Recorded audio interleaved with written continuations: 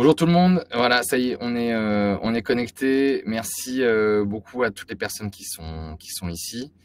Il est 11h01 et ça fait un petit peu de temps qu'on n'a pas fait de webinaire, donc on est très content de revenir là. Je suis accompagné de Guillaume de chez Ecomiam, Mélissa de chez Captain Wallet qui vont se présenter. On a des petits soucis techniques de connexion côté Guillaume, donc on va faire avec. J'espère que ça va tenir. Au pire, peut-être, Guillaume, j'ai l'impression qu'il y a un peu de lag dans la connexion. Bah, il y a carrément beaucoup de lag puisque il est carrément parti.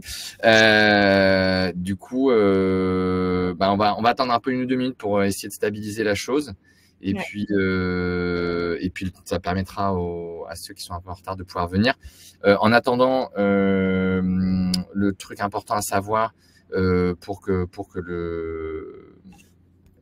le webinaire se passe bien. Désolé, je suis un peu troublé par les différentes trucs de connexion. Et qui est important, c'est qu'en fait, sur la droite de votre écran, il y a deux onglets. Il y a une partie question, une partie chat. Dans la partie chat, vous pouvez donc échanger sur les différents points du webinar ou si vous avez des remarques en particulier ou entre vous. Et après, en fait, il y a un endroit qui est un onglet questions où là, vous pouvez vraiment poser toutes les questions relatives au webinar ou plus largement soit Ecomiam, soit Wallet. Et ce qui est bien de le mettre dans question, c'est qu'en fait, chacun, après, vous pouvez voter pour la question qui est la plus importante selon vous et à laquelle vous voulez qu'on réponde en priorité. Donc, voilà, essayez de bien poser vos questions dans l'onglet questions. On va encore attendre une petite minute. Je suis vraiment désolé, mais on n'arrive pas à retrouver Guillaume. Ah, voilà. Bon, je suis revenu. Voilà. Salut. Peut-être Guillaume, tu peux. Je vois que la caméra lag un peu, donc si tu veux, tu peux l'enlever pour le moment. C'est peut-être un problème de connexion et au pire, bah, je sais pas si tu peux faire du partage de connexion. Au pire, peut-être que ça passera mieux. Ouais. Alors non, malheureusement, c'est pas un problème d'internet. Du coup, c'est un lien qui saute à chaque fois que je me connecte. Donc c'est pas un problème de Wi-Fi ou autre. Donc, ok. Bon, on va croiser les doigts et on va débuter. Ok.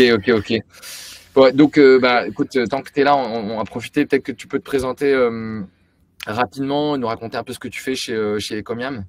Ouais, bien sûr. Donc, je suis responsable CRM et fidélisation chez Ecomiam. Donc, Ecomiam, c'est le numéro 3 dans le surgelé en France. Donc, par rapport à Picard et à Thierry, Ecomiam se démarque et propose des produits 100% origine France, rémunère le plus juste possible les producteurs et les fournisseurs. Et à l'idée aussi que du coup, de proposer 80% des produits sont des produits bruts non transformés. Ok. Ah, bon, ça a coupé, mais ça a coupé au bon moment. C'est quand même assez bien fait. C'était en fin de phrase. Bah, du coup, Mélissa, on va en profiter. Est-ce que tu peux te présenter aussi rapidement pour notre audience? Bonjour à tous, moi je suis Mélissa Chauveau, je suis Customer Success Manager chez Captain Wallet depuis presque 2 ans maintenant. Et en tant que CSM, c'est moi qui accompagne du coup les clients, les marques dans la mise en place du dispositif Wallet et puis tout au long de la phase d'exploitation finalement de ce dispositif pour dégager le plus de valeur possible, optimiser les points de contact et autres et puis vous aider aussi à calculer le ROI de cette belle solution. Les fameux, hyper important de parler des ROI, c'est souvent un des gros sujets et c'est une des raisons pour lesquelles aussi on fait nos webinaires parce que c'est ça qui est intéressant. Le ROI est souvent calculé par nos clients directement. Et voilà, c'est ça qui donne beaucoup de valeur aussi à ce qu'on fait parce que c'est nos clients qui vont même chercher leurs chiffres vraiment sur la base de données. Donc voilà, et c'est ça dont on va parler aujourd'hui. J'espère vraiment que Guillaume pourra se joindre à nous et qu'il pourra régler ses problèmes techniques. Moi et je me présente vite fait, je suis Axel de Tours. Donc j'ai pas mis à jour visiblement ma photo. J'ai fait une petite coupe une petite fraîcheur, une petite coupe de printemps entre-temps. Mais voilà, donc je suis un des cofondateurs de Captain Wallet et puis je m'occupe maintenant plus largement de toute la partie sales, donc vente de Brevo, qui est donc l'entreprise qui a racheté Captain Wallet il y a un petit peu plus d'un an maintenant. Donc on a gardé notre marque Captain Wallet, on continue à développer le wallet de façon très spécialisée et spécifique pour nos clients. Mais on est donc maintenant rattaché à une solution qui est beaucoup plus large et beaucoup plus grande que la nôtre, qui s'appelle Brevo, qui est une solution CRM tout en un et qui permet de faire un petit peu toute la logique CRM qu'on peut voir sur le marché aujourd'hui, mais qui est souvent assez éclatée entre différentes solutions. Il y a vraiment sa part de la donnée, donc la CDP, jusqu'à tous les canaux qu'on a en propre. On est une des seules solutions sur le marché à avoir tous les canaux en propre. Donc évidemment il y a le wallet, hein. Et puis il y a aussi évidemment tout l'email, le SMS, WhatsApp, toute la partie mobile avec les push, le web push, etc. Donc voilà, on s'inscrit maintenant dans cette dynamique et c'est moi qui m'occupe de toute la partie sales. On va avancer. Je suis pas la meilleure personne pour parler d'Ecomiam aujourd'hui, ni Mélissa, même si toi, Mélissa, tu bosses avec eux au jour le jour. Donc, on reviendra là-dessus quand Guillaume, pour contextualiser, pourra se connecter. Ce que je vous propose de faire, c'est que on peut peut-être switcher sur la façon dont le wallet en fait fonctionne chez eux. Je pense que c'est ça qui est intéressant pour la plupart des personnes qui sont là. J'aurais dit juste Ecomiam, hein, on est vraiment dans un contexte de retail, c'est-à-dire avec des points de vente physiques. Je pense que c'est précisé là, hein, il y a 65 magasins. On est vraiment sur une typologie, donc il disait que c'était le troisième dans le secteur, avec ceux qui sont plus connus comme revoilà Guillaume. Ouais, Gabriel, on dirait que je suis en duplex depuis la Lune, mais non. Ouais. Oui, du coup, il n'y a pas de souci, je peux reprendre le sujet peut-être, hein. À propos d'Ecomiam. Ouais, super. On arrivait là, donc c'est parfait. Okay. Très bien. Du coup, numéro 3 surgelé en France, donc fondé en 2009 et qui a pour but de proposer des produits sains, 100% origine France. Donc aujourd'hui, on a 65 magasins, plutôt orientés Bretagne, Loire-Atlantique, Occitanie et Normandie. Et du coup, Ecom est rentré en bourse fin 2020 et voilà, aujourd'hui, on a plus de 40 millions d'euros de chiffre d'affaires à réaliser sur l'exercice 2022-2023 et avec une évolution du coup d'ouverture de magasins pour grappiller des parts de marché dans le reste de la France. C'est hyper jeune comme boîte, j'avais même pas réalisé que c'était aussi jeune. C'est incroyable quand même comme trajectoire. Ouais, il y a eu un gros boom durant la période du Covid où les Français voulaient stocker de la nourriture et du coup le surgelé a fait vraiment pris. Donc par exemple fin 2019 on était à une vingtaine de magasins et aujourd'hui on est en début 2024 on est à 65 magasins. Donc vraiment une explosion et du coup pour faire face à cette demande de produits Ecomiam. Du coup, la société s'est introduite en bourse à l'Euronext Growth du coup fin 2020. Ok. C'est très connu plutôt du coup sur la partie ouest de la France, mais voilà, du coup c'est peut-être pour ça que peut-être à Paris ou plutôt côté de est et sud-est de la France c'est moins connu. Mais voilà, au fil des ans, on ouvre des magasins. Et l'idée c'est d'étendre le territoire. Ok. Et ça a été fondé par qui? C'est quelqu'un qui venait de ce secteur-là ou... C'est fondé par Daniel Sauvaget, qui était anciennement qui a travaillé du coup dans le poulet auparavant et qui voyait par rapport à la crise économique qui avait lieu en 2008 proposer une autre manière de consommer à la fois français et à prix juste. Donc c'est pour ça que du coup il a développé Ecomiam. Tout au départ c'était des produits, du coup c'était de la volaille en livraison avec des camions. Voilà, et quelques années plus tard, ils ont ouvert des magasins en Finistère, puis ensuite ils ont grappillé des parts de marché Côte d'Armor, Morbihan, Ille-et-Vilaine, et ensuite ils se sont étendus. Donc voilà, tout est né en Finistère et par la volaille. Ok. Top. Et du coup, sur la partie plus qui nous concerne aujourd'hui, la fidélité, cette interaction client, enfin, vous avez une approche propre avec Ecomium, c'est intéressant que tu nous en parles. Ouais, ce qui démarque quand même par rapport à la concurrence directe et indirecte, c'est que Ecomium propose un programme de fidélité, une carte de fidélité, mais c'est une carte qui est payante. Donc elle coûte 3 euros, car le fondateur a toujours eu cette phrase rien n'est gratuit, tout se paie, et donc une carte de fidélité, voilà, donc elle coûte 3 euros, mais pour 3 euros, voici les avantages que vous allez avoir. Donc, elle est valable à vie. Donc, le premier avantage, c'est le cagnotage. Dès que vous passez en caisse, vous cagnotez de l'argent, ça va jusqu'à 20% en fonction des produits que vous achetez. Ce qu'on a beaucoup développé depuis que je suis arrivé, depuis 1 an et demi, 2 ans, c'est du coup les avantages du programme de fidélité, donc il y a le parrainage. Donc, lorsque j'achète une carte de fidélité que je vais offrir à un filleul, bah, du coup, je vais cagnoter aussi l'argent qu'il collecte.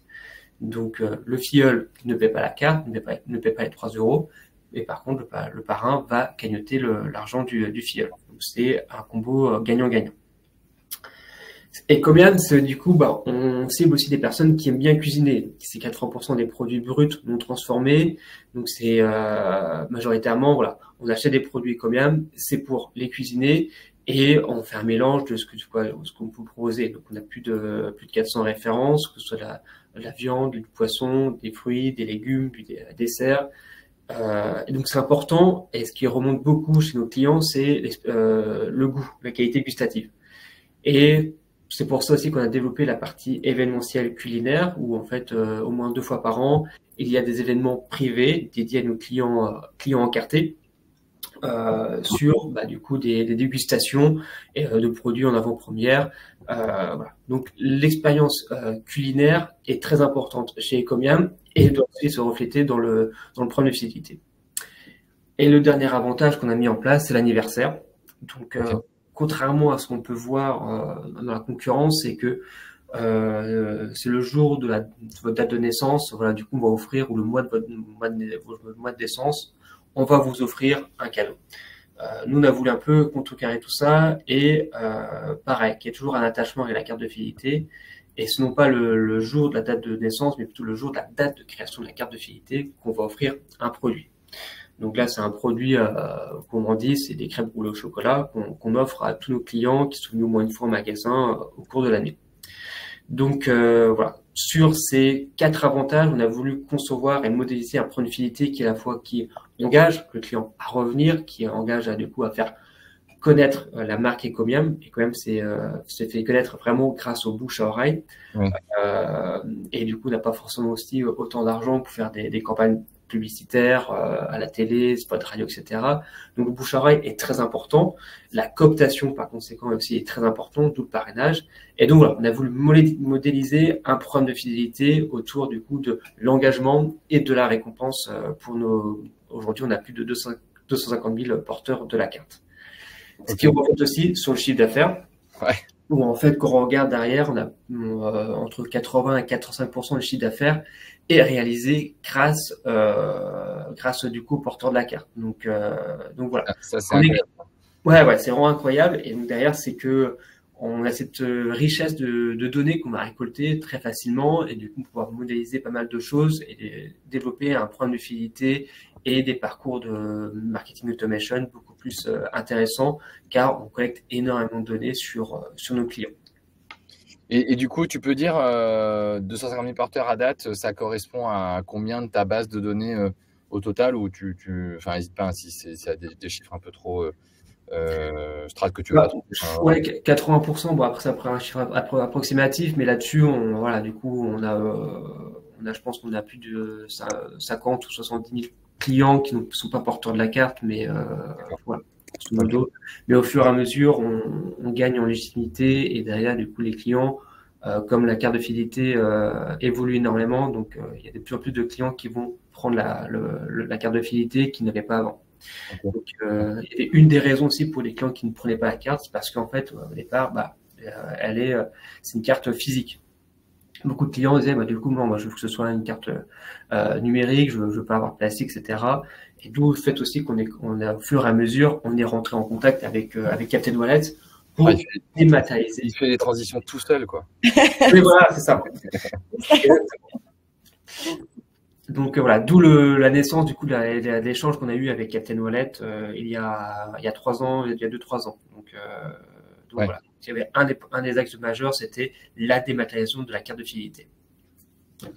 Et du coup, est-ce que il y a un truc qu'on pose souvent comme question et tout, c'est qu'il y a beaucoup de gens qui, bon, déjà, ils voient à peu près ce que c'est le wallet parce qu'on y a de plus en plus de personnes qui payent avec, cette appli elle est déjà installée, etc. Machin. Enfin, surtout sur Apple, un peu moins sur Android, même si maintenant ça change pas mal. Il y a une spécificité chez vous qui est assez intéressante, dont on parlera après là-dessus. Mais est-ce que toi, juste perso, le wallet, tu voyais ce que c'était? Enfin, c'était quoi ton degré de connaissance? Est-ce que quand tu as le côté des maths, qui est le premier truc que beaucoup de gens voient et apprécient, identifient, mais est-ce que tu voyais après la profondeur de ce que pouvait faire, de ce qu'on pouvait faire avec le wallet?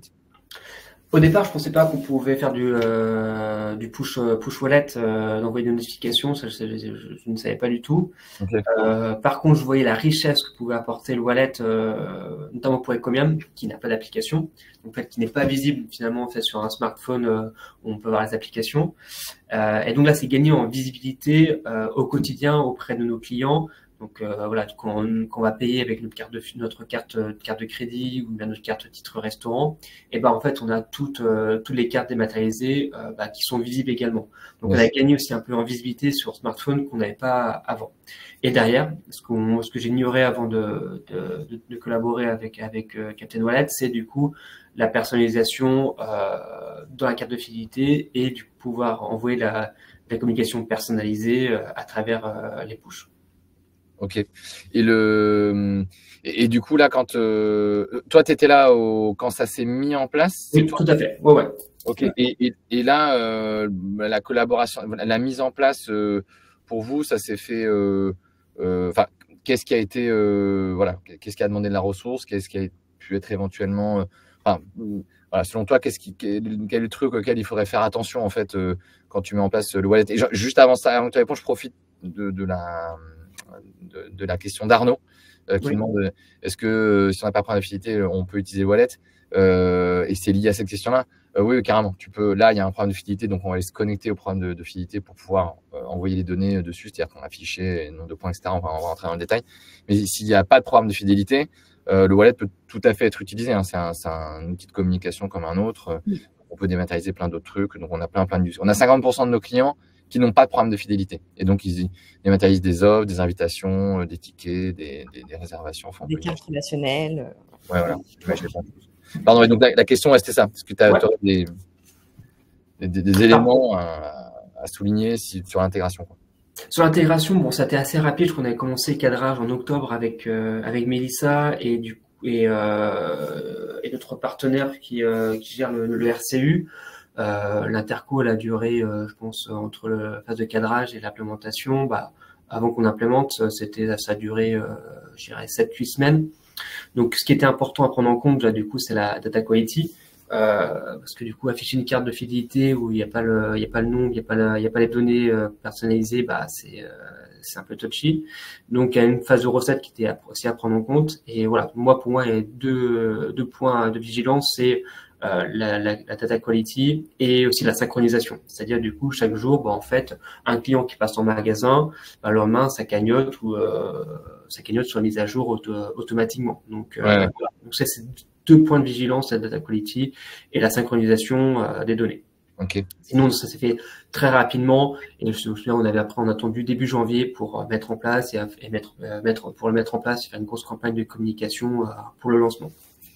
Ouais, les équipes ont été hyper réactives sur ce coup-là. Je crois qu'on a tenu les délais. On était dans ce qu'on s'est dit. Le lancement n'a pas été retardé. Et non, c'était.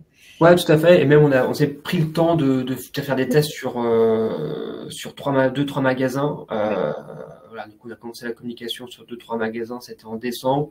Puis ensuite, on n'a eu aucun retour négatif. Après, du coup, on a lancé la communication dans tous les magasins. Juste rapidement. Enfin, non, je vais tester aller sur les objectifs d'Ecomium avec le wallet. Après, j'ai quelques questions en fait pour toi sur les autres canaux et qui vont relier avec les questions qui ont été posées par Julien et Marie sur l'appli. Éventuellement, j'aimerais que tu me parles du SMS aussi, ce que tu fais dans ton mix en fait un petit peu aujourd'hui. Mais commençons par ça. Donc tes objectifs, tu l'as un peu dit déjà, mais est-ce que tu peux détailler un petit peu sur le wallet, ouais. Ouais, donc de un, c'est bien sûr compléter les canaux traditionnels. Donc aujourd'hui, quand on a mis en place le wallet, on avait le SMS et l'email. Mais bon, quand un client se désinscrit soit de l'un ou de l'autre, bon, comment on peut communiquer encore avec lui? Donc le wallet, c'était un bon moyen de rester en communication avec lui, que ce soit aussi un moyen pour lui de dématérialiser sa carte et du coup d'avoir un peu un confort sur l'expérience client. De deux, c'est relier efficacement les avantages. C'est aussi une demande aussi de nos clients. Faut savoir aussi la genèse aussi du partenariat, c'est aussi une demande client de dématérialiser la carte et aussi du coup d'avoir la forme personnalisée. C'est pas comme un stop card ou autre chose où on peut avoir bien sûr le code barre de sa carte, mais on n'a pas de personnalisation de client. Donc ça, c'était vraiment une forte attente de la part de nos clients. Et après, proposer une expérience client enrichie et augmenter la valeur client en incitant le réachat à travers la communication personnalisée. Ce qui nous a permis aussi par rapport au SMS, où du coup, quand il faut prendre en compte son coût, c'est que de faire un peu le relais. Donc, et du coup, le client est peut-être davantage actif sur la partie wallet, du coup, on va davantage pousser de la communication. Donc voilà, c'est aussi du coup un peu désengorger le coût du SMS sur d'autres canaux, email, wallet, et voilà. Ça, c'est aussi un des avantages à prendre en compte. Ouais, voilà, c'est un peu une des questions que je voulais te poser. C'était il y a souvent, tu vois,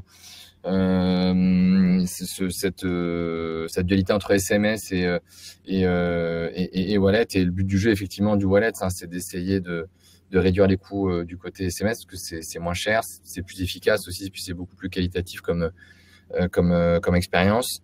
Toi, tu as un trafic mobile qui est important déjà?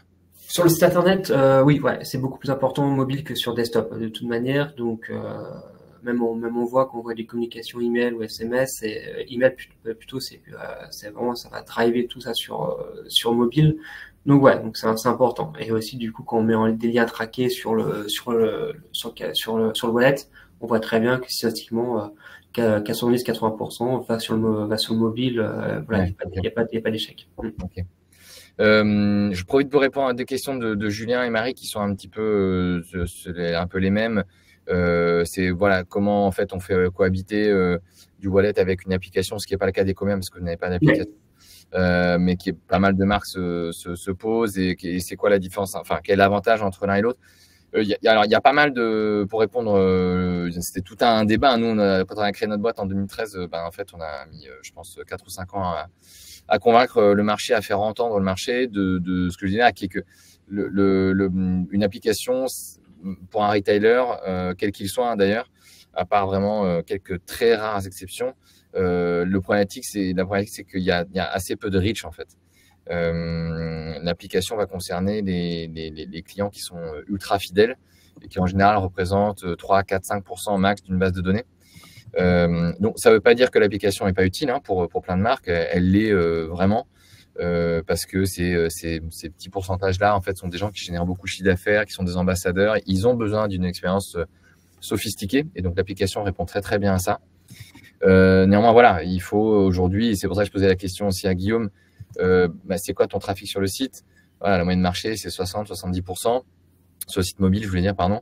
Et donc les gens sont sur mobile, vos clients sont sur mobile, et donc c'est hyper important d'avoir accès au mobile de façon simple et massive, et l'application ne permet pas de répondre à ça pour la majorité en fait de vos clients. Et le job en tant que marketeur, c'est d'aller essayer de toucher le maximum de clients et les engager un maximum, et c'est là où le wallet se différencie et complète l'application mobile. Il vient aller chercher une volumétrie qui est plus importante, tout en ayant un peu les avantages de l'application sans les inconvénients. Donc, il n'y a pas de développement à faire côté la marque, sauf pour l'intégration au tout début. Mais après, une fois que c'est fait, le produit, c'est un produit SaaS qui évolue au fur et à mesure. Il y a des coûts d'économie et d'échelle qui sont beaucoup plus importants que pour le SMS, et pareil pour l'application. Et ça permet donc d'envoyer des notifications, de changer de contenu, etc. C'est moins sophistiqué, encore une fois, qu'une application, ça c'est certain. Mais ça fait le job de pouvoir être présent sur le téléphone, donc de rester à l'esprit du client et dans des univers concurrentiels. On est tous dans des univers concurrentiels. C'est quelque chose qui est hyper clé. Et le wallet permet ça, permet d'être sur le mobile de votre client, donc dans la poche de votre client, à un coût qui est moins important que l'application, que le SMS, et avec une expérience client qui est bien meilleure, ce qui permet donc du coup d'avoir des résultats dont on parlera à la fin, très directs en fait, sur le chiffre d'affaires, la récurrence, la capacité de la marque à réengager ses clients, qui est ce qu'on cherche tous à faire, hein, c'est à essayer de garder cette relation avec nos clients pour qu'ils viennent de plus en plus dans nos enseignes. Je vais rappeler très rapidement comment fonctionne le wallet d'une manière générale, et puis après on va rentrer dans le détail, c'est-à-dire comment vraiment Ecomiam le fait étape par étape. Donc les étapes, hein, c'est toujours un peu les mêmes. Une fois que vous avez compris ça, si vous êtes une marque ou un prestataire qui veut essayer d'utiliser le wallet, on travaille aussi de plus en plus avec des prestataires. Vous avez tout compris, c'est toujours la même mécanique. Il y a une phase d'ajout, c'est-à-dire qu'il faut inciter vos clients à ajouter la carte au wallet, et c'est là où le job de Mélissa est particulièrement important. Il est clé parce que en fait ça se fait pas comme ça. Il y a beaucoup de best practices qui s'adaptent d'une industrie un peu à une autre, et c'est là où le job des CSM, d'une manière générale chez Captain Wallet, est hyper important. C'est comment vraiment inciter vos clients à ce qu'ils fassent ce geste, qui clique sur le bouton de je sauvegarde ma carte de feed, mon offre, mon invitation, mon billet sur mon wallet. Il faut savoir qu'une fois que ce choix est fait par le client, le parcours, et c'est tout l'avantage du wallet parce qu'il est préinstallé sur les téléphones, est assez simple, c'est quelques clics. Bon, c'est hyper simple sur Apple, et ça l'est, c'est un peu plus compliqué sur Android encore. C'est un produit qui est moins mature sur Android, mais il y a quand même une volumétrie qui est de plus en plus importante, donc ça c'est intéressant. Et puis une fois que la carte a été ajoutée en fait dans le wallet, j'ai envie de dire que le plus dur a été fait, hein. C'est plutôt à la main de la marque ensuite d'animer le canal wallet comme comme la marque anime d'autres canaux, que ce soit le wallet, le SMS ou n'importe quel autre canal. Et donc là on peut donc changer le contenu de la carte, c'est-à-dire par exemple une cagnotte de points ou afficher une offre du moment, etc. C'est ce que permet de faire notre plateforme, hein, c'est l'interface que fait notre plateforme, et c'est là où elle apporte de la valeur, parce que c'est en fait assez compliqué, c'est assez simple de se connecter à un wallet, mais c'est très compliqué de le faire vivre, et c'est très compliqué de le garder up to date, parce que les wallets évoluent beaucoup, et surtout sur des univers différents, donc Apple, Android, etc. Et on peut évidemment notifier, donc mettre à jour, envoyer des notifications comme n'importe quelle application, donc ça arrive vraiment sur l'écran d'accueil de votre client, comme n'importe quelle application, donc c'est assez puissant, c'est très visible, et c'est ça qui fait que le wallet permet vraiment de générer du trafic. Puis après on peut recibler, c'est-à-dire qu'une fois qu'on l'a fait, une fois que ça a été ajouté une fois qu'on a commencé à notifier, en fait on peut le faire à l'infini. On l'a fait une fois, donc on peut En fait, une carte dans un wallet reste. Il y a un taux de rétention qui sont très très élevés, 95-96% en moyenne chez tous nos clients. Donc c'est une audience qui ne fait qu'augmenter, puisqu'il y a tous les jours des gens qui ajoutent des cartes dans leur wallet, et on peut recibler cette audience à l'infini en fonction de votre plan d'animation commerciale, de votre programme de fidélité, vraiment de la façon dont vous animez vos clients sur les autres canaux. Sauf que là, c'est sur le mobile, donc c'est beaucoup plus impactant. Avant de rentrer là-dedans, je tiens à saluer que il est 11h29 et ça fait bien 20 minutes, Guillaume, que tu t'es pas déconnecté, donc je pense que tu as et ça c'est cool. Voilà, donc on va rentrer dans le vif du sujet. Étape 1, walletiser. Désolé pour ce mauvais néologisme, walletiser la base.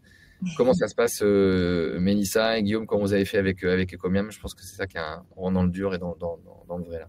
Ouais. Effectivement, c'est tout l'enjeu de bien penser dès le début à tous les points de contact qu'on va pouvoir mettre en place. C'est vraiment quelque chose qu'on aborde dès le kick-off, dès les premiers échanges, parce que parfois chez certains clients, c'est pas forcément non plus les mêmes équipes qui gèrent les différents emails, que ce soit les emails commerciaux ou les emails transactionnels. Donc c'est important, d'y réfléchir, à savoir comment on va amener le dispositif auprès des clients. Donc évidemment, là, Guillaume, dès le début, a activé quasi tous les points de contact possibles, et on les optimise encore. Donc notamment l'email dédié qui est vraiment un email focus sur le wallet, qui est un peu vraiment le B à bas, on va dire, pour générer le recrutement, qui va vraiment présenter le dispositif, les avantages qu'il représente pour le client, etc. Donc, on est assez pédagogique et on met vraiment en avant les avantages. Et puis après, l'objectif, c'est évidemment de retrouver finalement un encart dans la plupart des communications, donc que ce soit les newsletters, les emails transactionnels, les emails trigger aussi liés au parcours de vie du client, qui sont souvent des emails très fort ouverts et où du coup la mise en avant du wallet est vraiment très pertinente parce qu'on est sur le sujet de la fidélité, mais également sur le site web, dans son espace client. Donc voilà, vraiment tous les points de contact pertinents pour le client et où le wallet fait sens. Je vois une question d'ailleurs par rapport à contact offline ou online. Donc effectivement, on peut envisager tous les points de contact où le client est authentifié, donc typiquement les emails, les SMS ou le site web sur l'espace personnel, mais également des points de contact où le client n'est pas authentifié. C'est vrai que là, sur cet aspect-là, donc ça va être typiquement, par exemple, en point de vente avec de la PLV. Pour Ecomiam, c'est quelque chose qu'on n'a pas encore mis en place pour deux raisons principales. C'est que la première, on n'est pas en connexion API, donc il est difficile voilà, de détecter un client ou en tout cas de le reconnaître en appelant tout de suite la base de données. Donc, il y aurait une sorte un process particulier à mettre en place. Et puis, comme le disait Guillaume, c'est que la carte coup de pouce est payante. Donc, il y a une étape d'achat d'abord de cette carte avant de pouvoir dématérialiser la carte dans son wallet. Donc, on va voir si on arrive à mettre à un moment donné ça en place en twistant un petit peu le parcours. Mais voilà, en tout cas, sur les points de contact clients authentifiés, je pense qu'on... n'est-ce pas, Guillaume, on a fait le max là. Ouais, exactement. Et après, des optimisations qui ont été mises en place par rapport au parc auto-walletisé. On s'est rendu compte qu'on avait davantage de clients qui étaient sur Android par rapport à iOS, ce qui est assez rare à ce que je peux comprendre par rapport à vos autres clients chez Captain Wallet. Donc, c'est pour ça que, par exemple, sur l'email trigger, vous pouvez voir qu'en fait, on a fait un focus sur un petit tutoriel de comment activer sa carte sur Google Android, qui est c'est moins simple que sur Apple. Donc voilà, avec un GIF animé qui explique en 3-4 étapes comment activer sa carte sous Google Wallet. Alors, on teste, on réitère par rapport aux contraintes. On voyait bien qu'aussi il y avait de déperdition lorsque les clients Google Wallet du coup voulaient télécharger la carte. Du coup, on avait un taux de déperdition beaucoup plus important que sur iOS. Donc d'où l'importance aussi de la pédagogie. Et donc aussi dans nos emails, dans tous les messages, c'est expliquer voilà, les 3 avantages clés d'ajouter la carte wallet sur son mobile. Donc ça aussi, sur les objets d'email, on a beaucoup travaillé. Voilà, du coup, combien d'argent avez-vous sur votre cagnotte? On est parti vraiment sur les 3 avantages clés pour faire en sorte, du coup, activer votre carte. Et comme ça, du coup, vous pourrez instantanément avoir l'information personnalisée et retrouver tous vos avantages clients personnalisés. Donc voilà, si vous devez développer une stratégie de communication wallet, c'est là-dessus. Il faut axer vraiment sur les avantages clients et derrière, faire des focus, pourquoi pas sur Google Wallet. Voilà, on voit vraiment, mais malheureusement, que le parcours est moins simple que sur Apple. Il y a voilà, ça s'explique par une maturité du produit qui est assez différente chez un et chez l'autre. Vraiment D'ailleurs, en fait, à l'origine, c'est Google qui a été le premier à avoir une technologie là-dessus. Mais bon, les affres de Google ont fait que ça a été moins simple. Ils ont un parc de terminaux qui est beaucoup plus éclaté, des versions, beaucoup de versions d'Android différentes. Donc c'est beaucoup plus fragmenté, donc c'est beaucoup plus compliqué pour eux à maintenir. Et puis après, il y a des raisons aussi réglementaires qui sont propres à Google qui ont fait qu'ils ne peuvent pas faire les mêmes choses qu'avec Apple. Mais voilà, l'intérêt vraiment, à ce qu'il faut retenir de ce moment-là, de cette slide, c'est que, et d'ailleurs, Guillaume, comme tu le dis, où tu présentes bien les avantages, etc., en fait, on se rend compte qu'on le fait avec de plus en plus de marques, d'être hyper pédagogique là-dessus, sur les 3 étapes, etc. Ça marche bien et il faut le pousser comme un service. On rend un service, et ce qui est vrai, on rend un service, on dématérialise quelque chose. On rend aussi un service dans le sens où on évite d'imprimer du papier ou du plastique, beaucoup de marques aussi. Et il faut le pousser de cette façon-là. Et donc, comme c'est un service, il n'y a pas de complexe à le mettre absolument partout où vous le pouvez. Et c'est toutes les variantes que vous pouvez voir là, mais on pourrait en imaginer aussi plein d'autres. Donc là, l'imagination est sans fin de ce côté-là. Ce qui est intéressant, c'est de voir ce que ça donne aujourd'hui en termes de walletisation, encore une fois, déjà de votre base de données. Comme je disais, l'email dédié, c'est vraiment ce qui va générer vraiment des pics au niveau du recrutement, peu importe voilà, qu'on soit au début du dispositif ou même 3-4 ans plus tard, en sachant qu'ici, ça représente une grosse part du recrutement, puisqu'on a tout un scénario en fait automatique qui envoie un dédié tous les 10 du mois, en excluant les personnes ayant été exposées au dédié sur les 3 mois précédents pour éviter que ça soit trop spam. Mais donc voilà, l'email dédié clairement représente presque 70% du recrutement du parc wallet aujourd'hui. Les newsletters, ça on s'en est rendu compte effectivement avec Guillaume que même si c'était un petit encart plutôt en footer des newsletters, c'était quand même un encart qui était bien cliqué. Donc ça amène le canal newsletter à 16% au global. Et puis voilà, tout ce qui va être trigger et website, vu que c'est des espaces personnalisés, que dans les triggers ça fait écho au cycle de vie du client, comme je le disais, c'est aussi des canaux qui performent bien. Finalement, ouais, du coup, toi, Guillaume, t'as pas forcément de recul là-dessus parce que tu l'as fait que chez toi, mais c'est assez standard dans ce que nous on peut voir chez les différentes marques. L'email dédié est vraiment hyper clé. C'est toujours un peu compliqué les emails dédiés à placer parce que toutes les marques envoient déjà pas mal d'emails et donc faut lui faire une place. La reco, c'est de faire au moins tous les mois. Et puis, en fait, en moyenne, on arrive tous les trimestres. Donc, c'est un peu ce qui se passe chez Ecomiam. Et puis après, voilà, il faut le mettre dans des mails qui déroulent tout le temps.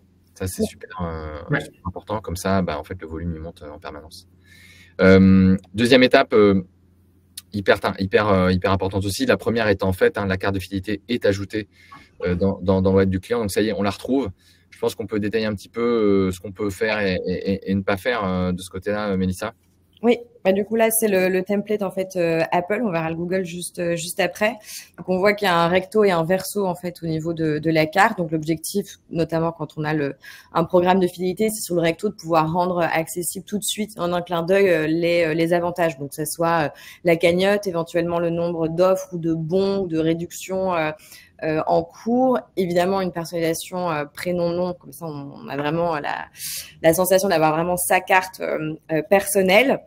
On a la bannière qui est personnalisable au niveau du visuel qui permet, donc on le verra par la suite, de faire évoluer la carte et de relayer aussi les temps forts au travers d'un visuel et une zone de code barre qui permet d'être scannable en caisse et de reconnaître le client en caisse ou d'autres informations si besoin. Sur le verso, là, on a une dizaine de blocs de texte qui permettent de relayer toutes les informations complémentaires. Donc, éventuellement, l'explication du programme de fidélité, les détails sur l'offre du moment, un lien, par exemple, vers le store locator de la marque ou éventuellement les informations du magasin de rattachement du client. Enfin, voilà, on a vraiment un bel espace pour relayer tout ce qui semble pertinent pour que le client ait tout ça accessible directement sur sa carte.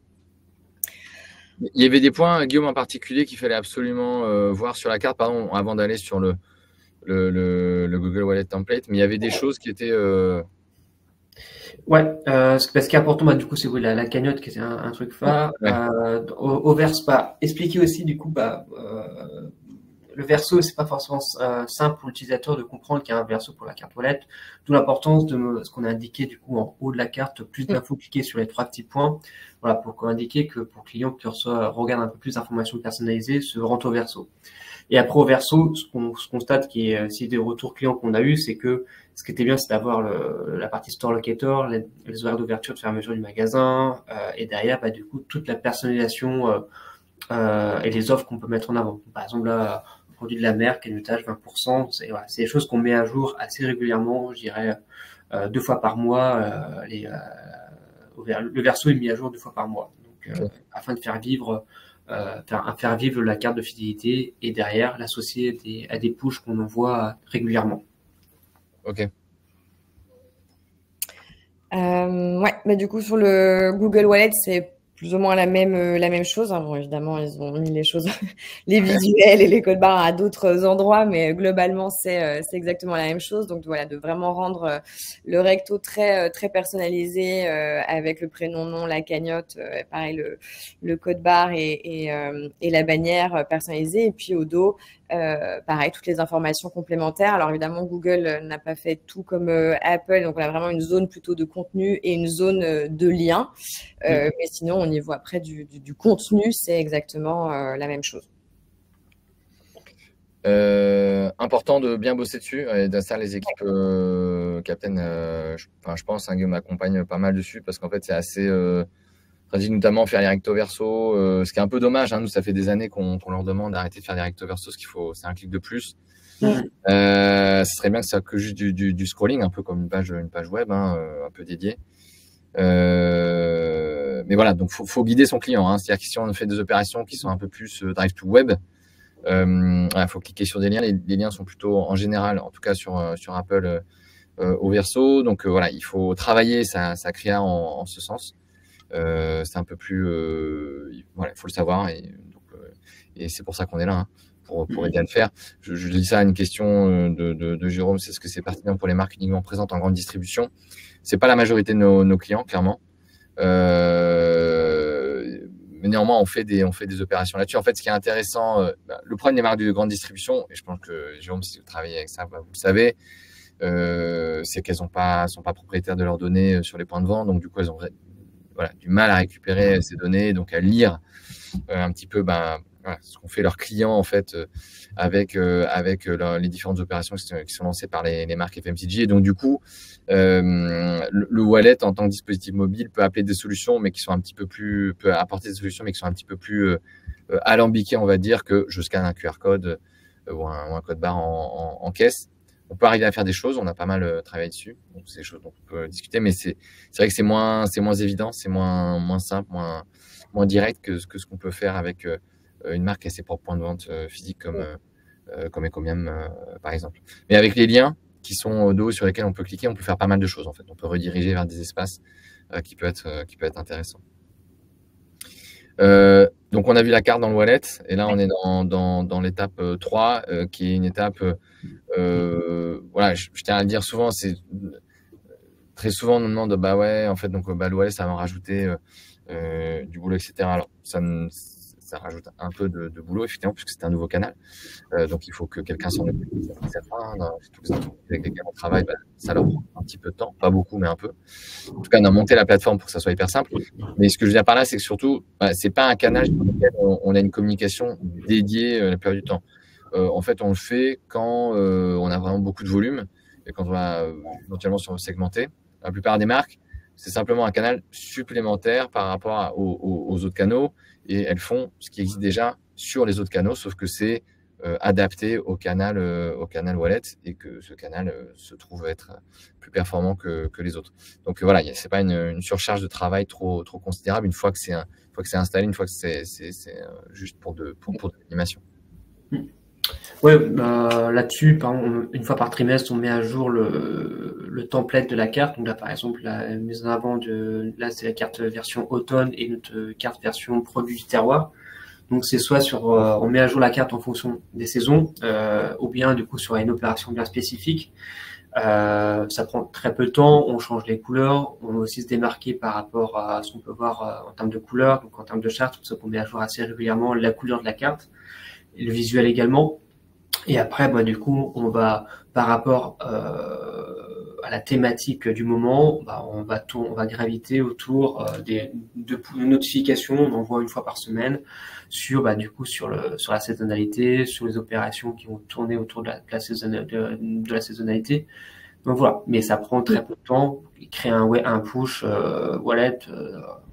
À peine 5 minutes, c'est fait, hein, c'est assez facile. Hein. C'est du texte, c'est bien l'expérience utilisateur est bien optimisé où en fait on a un nombre de caractères à respecter et derrière on ajoute un lien URL cliquable sur Google, et voilà, et après on atterrit sur la carte. Donc en termes de temps, ça prend très peu de temps. Donc là, c'est des exemples effectivement de notifications push commerciales. Puis du coup, Ecomiam a aussi mis voilà, plutôt des notifications push marketing, notamment, tu parlais Guillaume en intro du fait que les clients étaient des personnes qui aimaient vraiment bien cuisiner et qui avaient ce gros avantage aussi avec toutes les recettes qu'Ecomiam propose. Donc voilà, il y a une petite notification sur le sujet aussi pour relayer toutes les recettes qu'Ecomiam propose. Il va y avoir aussi des notifications, par exemple, liées au magasin, c'est-à-dire si le client est relié à un magasin et qu'il y a un événement particulier au niveau de ce store-là, on peut cibler ces personnes-là et les notifier sur l'actualité du magasin. En l'occurrence, ici, c'est un grand jeu anniversaire. Et puis, il va y avoir toutes les notifications push vraiment personnalisées et liées vraiment plutôt au parcours du client. Donc, on va évidemment avoir une petite notification par rapport à la cagnotte. Alors, la volonté d'Ecomiam, c'était pas de forcément envoyer une notification à chaque fois que la cagnotte augmentait. Donc, on a défini en fait des paliers. Et une fois que le client passe au-dessus de ce palier-là, il y a une petite notification qui lui est envoyée pour voilà, le rappeler qu'il a par exemple, ici, 1,70 € de cumulé et qui peut les utiliser à tout moment.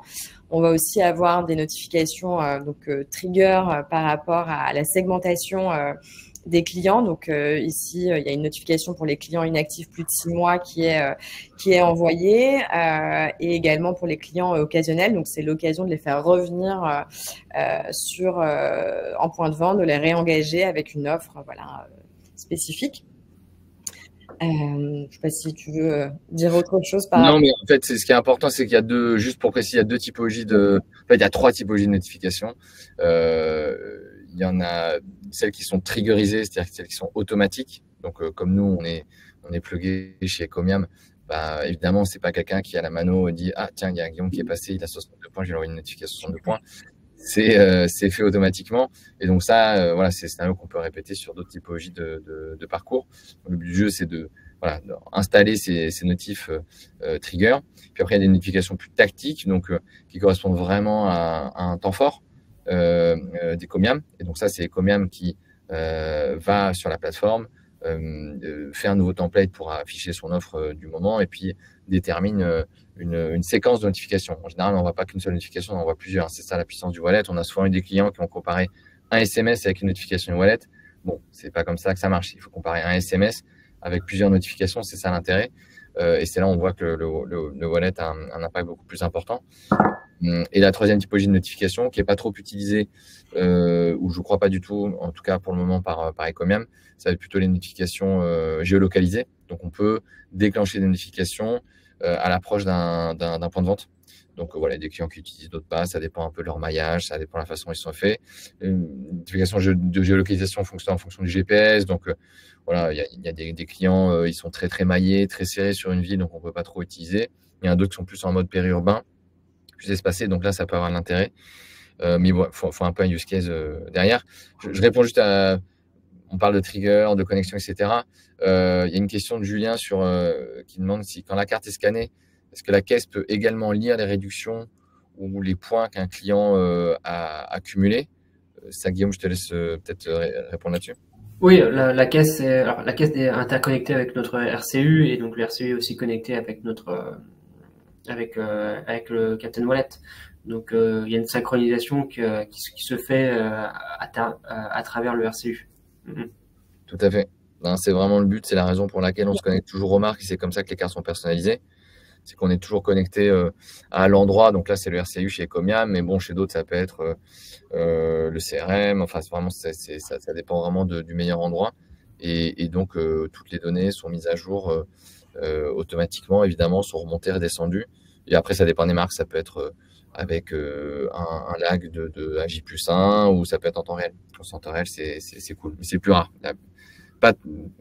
C'est pas la majorité des marques aujourd'hui qui sont en temps réel et qui sont apaisées partout, quoi.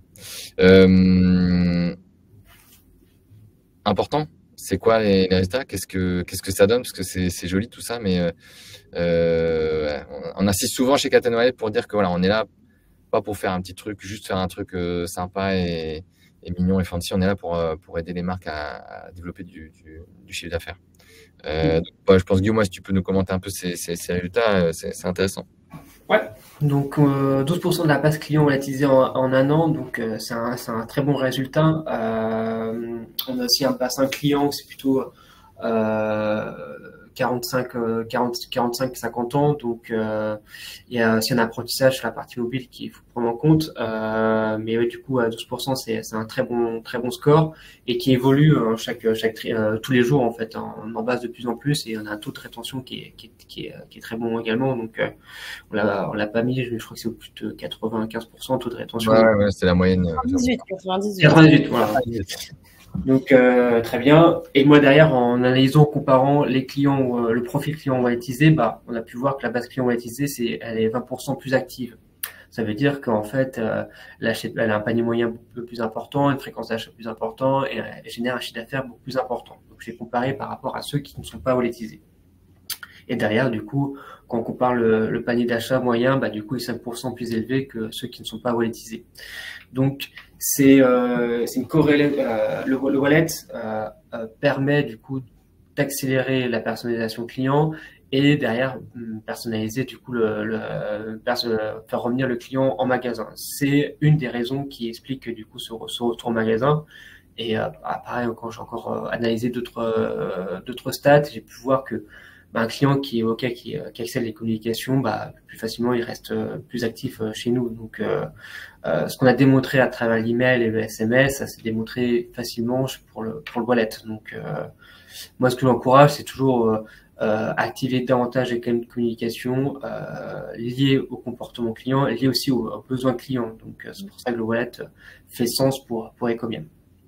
Et 12%, si je peux compléter, c'est d'autant meilleur que la base de données, effectivement, comme on l'a dit, était majoritairement Android. Donc, effectivement, on sait qu'on a eu des perditions là-dessus, mais que voilà, malgré tout, on a quand même réussi à walletiser 12% de la base. Et comme tu disais, Guillaume, effectivement, ça ne cesse d'augmenter chaque mois, évidemment. Ouais, on espère que voilà, on puisse atteindre les 20%. Sur la deuxième année, ça serait bien. Donc, c'est sûr que quand on fait 20% d'une base de données fois une fréquence d'achat qui augmente fois un panier moyen, bah, ça a un impact en fait sur la top line tout de suite qui est assez important.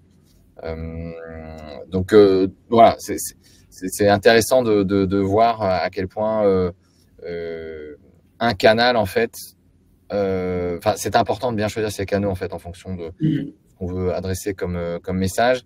Il y a beaucoup de boîtes qui travaillent énormément en amont sur la data, sur des programmes de feed ou même pas des programmes de feed, mais de la segmentation et qui en fait ça s'arrête en chemin parce que finalement c'est pas visible du client et donc ça n'a pas d'impact directement client parce que c'est pas adressé sur le bon canal.